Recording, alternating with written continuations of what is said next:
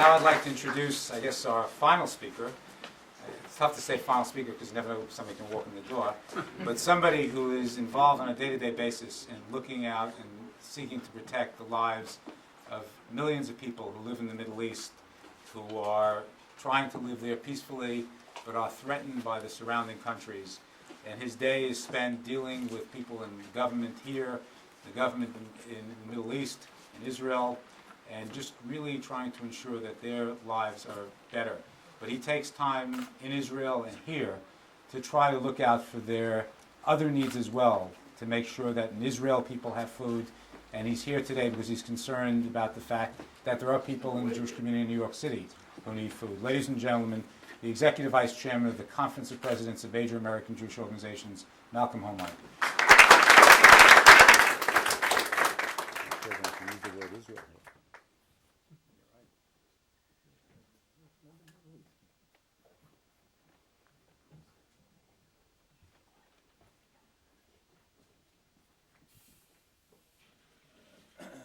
Come here expecting to speak. I came here because I'm a fan of Henry's and a longtime friend and admirer, but the truth is that it's not Henry who's responsible for this.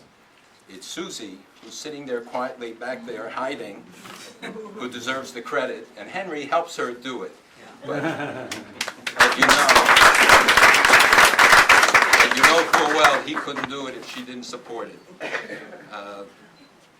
Willie mentioned the parashos that we're reading, the book of Genesis, and we read now the story of Avraham Avinu, of Abraham, who is the paradigm of a Machnasora. He's the paradigm of someone who teaches us how to reach out, how to be concerned, how to take care of others.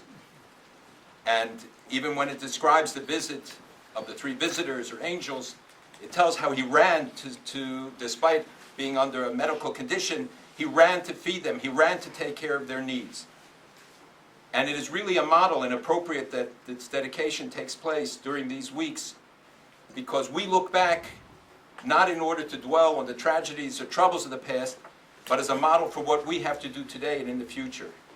And what Henry and Susan are doing here, working with Met Council, with David Cohen and Willie, and the many other things that you don't know about that he does, the many people that he helps, and the many causes that he supports, it's really quite remarkable. And when Avraham Avinu, when Abraham was told and was complaining about the future, God tells him, go and look and count the stars. Now he knew he couldn't do it, but he went out and he started to count the stars. And God said, Ko ye'azarecha, that's how your children will be. That we will face insurmountable challenges.